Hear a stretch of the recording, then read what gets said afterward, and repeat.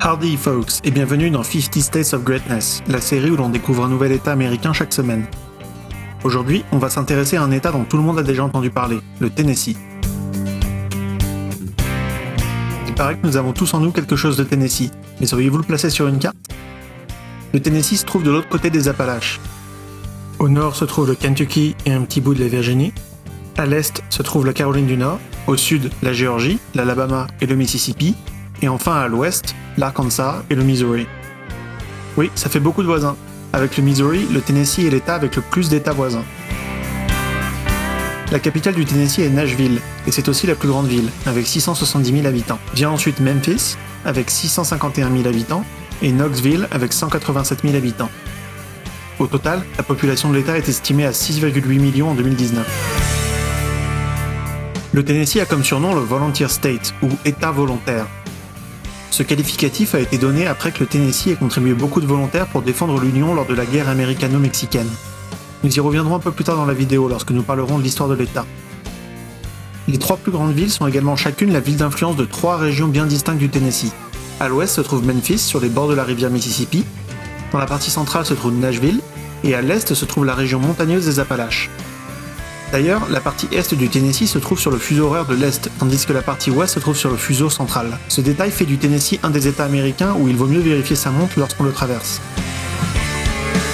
Le Tennessee est connu pour son influence musicale et est considéré par beaucoup comme le berceau du blues, du rock and roll et la capitale de la musique country. C'est en effet à Memphis qu'ont été enregistrés les premiers albums d'Elvis Presley, de Johnny Cash et de Jerry Lee Lewis, pour ne citer que. À Nashville se trouve le musée le plus grand du monde dédié à la musique country. Et si vous pensez que l'influence musicale de l'État s'est arrêtée au siècle dernier, vous serez sans doute surpris d'apprendre que Justin Timberlake et le groupe Paramore viennent du Tennessee.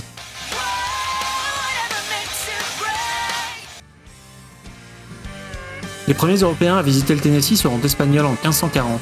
Le territoire ne sera cependant pas colonisé avant 1756, lorsque les Anglais s'installent dans l'est du Tennessee. En 1796 et après l'indépendance, le Tennessee devient le 16e État américain. En 1846, les États-Unis déclarent la guerre au Mexique, et le président Polk demande à l'époque au pays entier de contribuer 2600 volontaires pour aider l'Union. Le Tennessee en enverra 30 000 à lui tout seul, ce qui lui donnera définitivement le nom de Volunteer States, dont nous avons parlé en début de vidéo.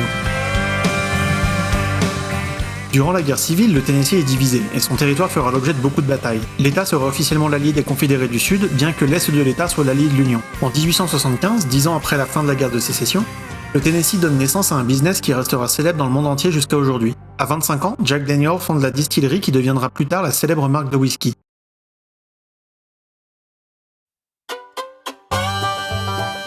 Petite anecdote sur Jack Daniel's, il opéra son affaire jusqu'en 1907 et mourra d'une infection en 1911. On prête souvent son infection à une blessure au pied que Jack se serait infligée lui-même en donnant un coup de pied dans son coffre-fort de rage de ne plus se souvenir de la combinaison. Cette légende est largement répandue, mais certains historiens la remettent aujourd'hui en cause. Pour continuer sur l'histoire de cette icône du whisky américain, au Tennessee, la vente et la production d'alcool étaient interdites entre 1910 et 1938, soit largement plus longtemps que la prohibition officielle de l'alcool aux États-Unis. Durant cette période, Jack Daniel's a dû arrêter la production. Et je vous promets qu'on reviendra sur cette histoire de prohibition, parce que c'est incroyable que dans le pays des libertés individuelles, l'alcool a été interdit dans tous les États-Unis entre 1919 et 1933. Inscrivez-vous donc pour pas rater ça. Si vous êtes de passage dans le Tennessee, vous pouvez bien entendu visiter la distillerie Jack Daniel's à Lynchburg. Il existe différents types de visites à différents prix et vous pourrez bien entendu déguster différents types de Jack Daniel's. Vous ne pourrez cependant pas repartir à la maison avec une bouteille, puisque le comté où se trouve l'usine se trouve dans ce que l'on appelle un dry county. Les dry counties sont des comtés où la vente d'alcool y est interdite. Cependant, les dégustations y sont autorisées.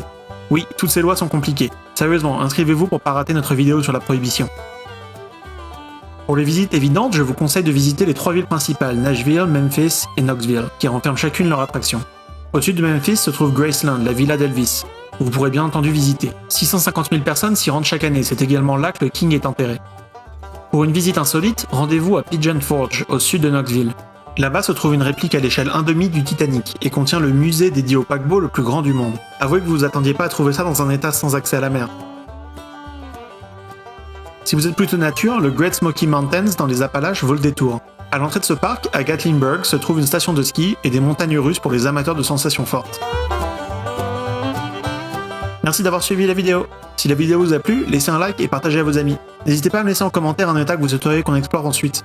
Nous faisons un état par semaine, donc inscrivez-vous pour pas rater la suite. Vous êtes sur The American Dream, God bless America.